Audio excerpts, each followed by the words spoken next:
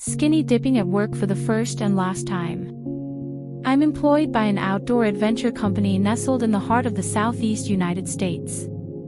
Our range of activities spans from invigorating hikes to challenging backpacking trips and thrilling whitewater rafting expeditions, catering to diverse groups ranging from spirited high school kids to corporate teams. During my inaugural summer at the company, my friend and I found ourselves leading a spirited group of high school boys on a 3-day backpacking adventure. Our typical excursions involve scenic overlooks, leisurely lunch breaks, refreshing swim pauses, ensuring an experience that struck a balance between excitement and comfort.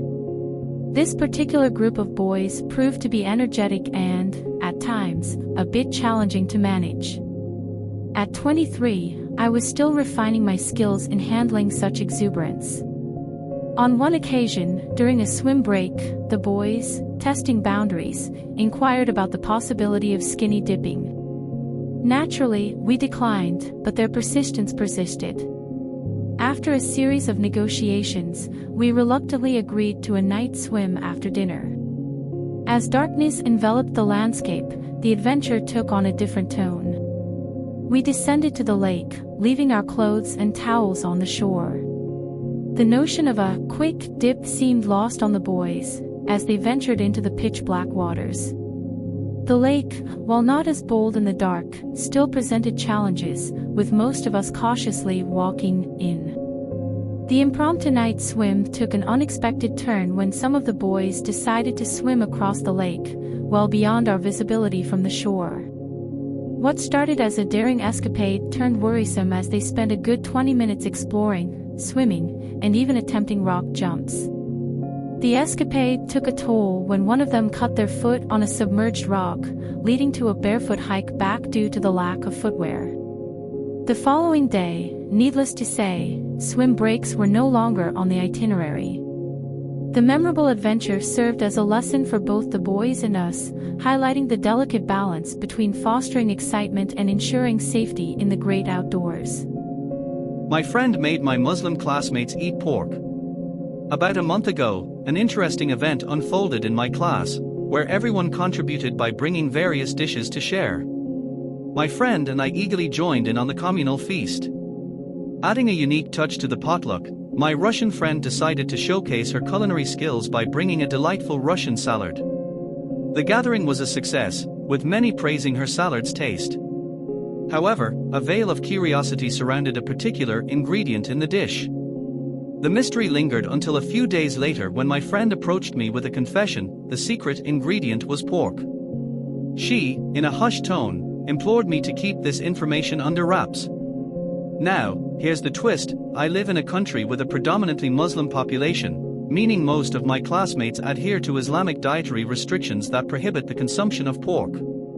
I found myself in possession of a secret that could potentially disrupt the harmony within our diverse class.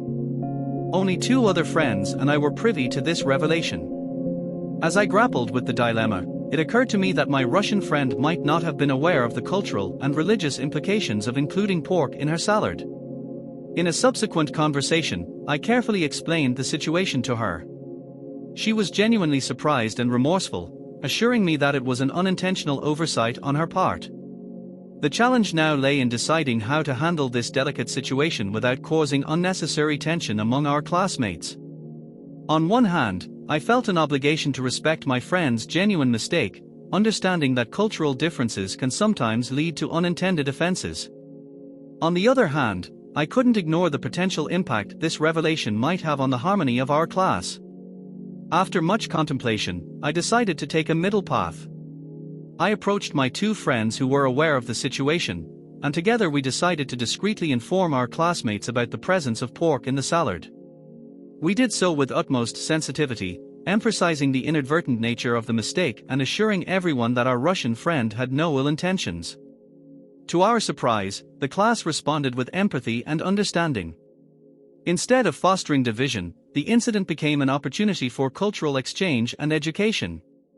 Conversations about dietary restrictions, cultural awareness, and the importance of communication flourished within our diverse group. In the end, what could have been a divisive moment turned into a valuable lesson for everyone involved. The incident prompted a deeper appreciation for the diversity within our class and highlighted the importance of open communication to bridge cultural gaps. As we continued our academic journey together, the memory of the Russian salad incident lingered, serving as a reminder that understanding and empathy could transform a potential conflict into an enriching learning experience for all. My adopted brother called our mom for the first time. I find solace in sharing this narrative here, as there's no one else I can confide in. I'm a 14-year-old, and my elder brother, who's 16, and I share a peculiar bond. Our intertwined lives took a complex turn when our parents, for reasons unknown to me, began fostering him at the tender age of 10. The intricacies of our relationship and our shared past remain a mystery, even to me. 2 years into fostering, our parents officially adopted him. However, from the moment he became a part of our family, he chose to address our parents by their given names. It never affected their close-knit relationship. They seemed to understand each other on a level beyond mere titles.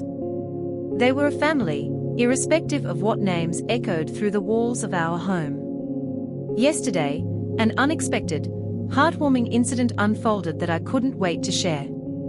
I was in my room when curiosity drew me to the common spaces where my family usually gathered. My brother was casually lounging on the living room couch.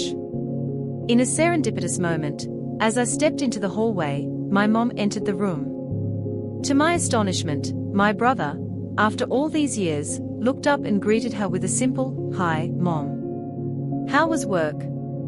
The sincerity in his voice carried a weight of emotions. My mom, wearing a smile that hinted at tears held back, reciprocated the greeting. The air was thick with unspoken joy as they embraced. "I love you," they exchanged those simple yet profound words, sealing a connection that transcended any legal document. Witnessing this scene from the sidelines, my heart melted into a puddle of happiness. I retreated to my room, concealing the excitement that surged within me. The outer composure masked the internal jubilation. I couldn't help but mentally leap with joy because, in that moment, my family felt more complete than ever. It wasn't just about the words, it was about the shared understanding, the unspoken acceptance that my brother now felt secure enough to call our mom by the endearing term Mom. This seemingly ordinary incident carried extraordinary significance. The barriers that might have lingered from the uncertainties of our past were crumbling, making way for a more profound sense of belonging. My brother, once a foster child with an enigmatic past, had found his place in our family. To those who read this account, I express my gratitude.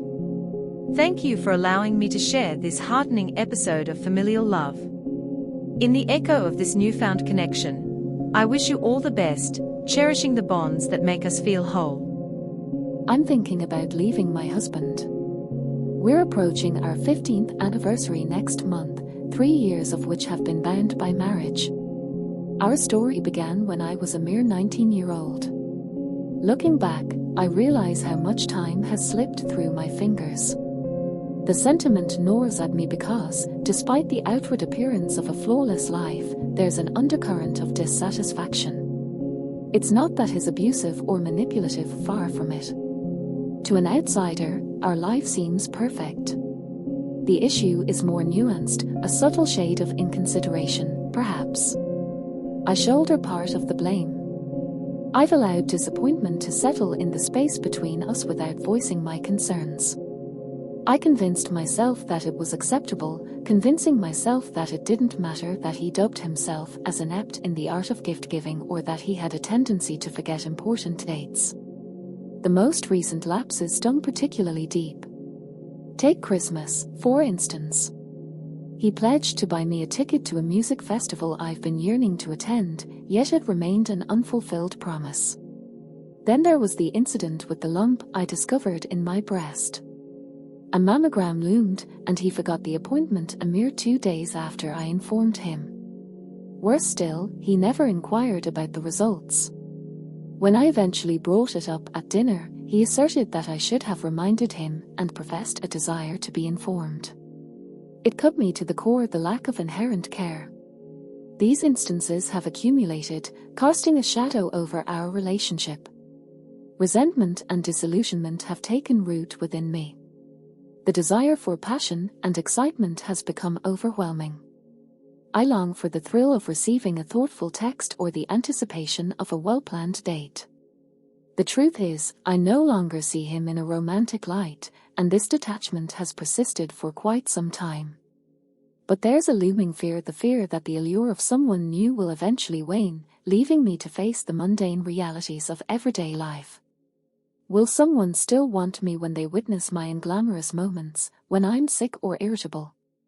It's a daunting thought, the fear of not being wanted after the initial enchantment fades away. The realization is daunting, and the fear of trading what I have for an uncertain future is paralyzing. It's a realization that despite things being just fine, I'm too young to settle for a relationship that's merely that fine.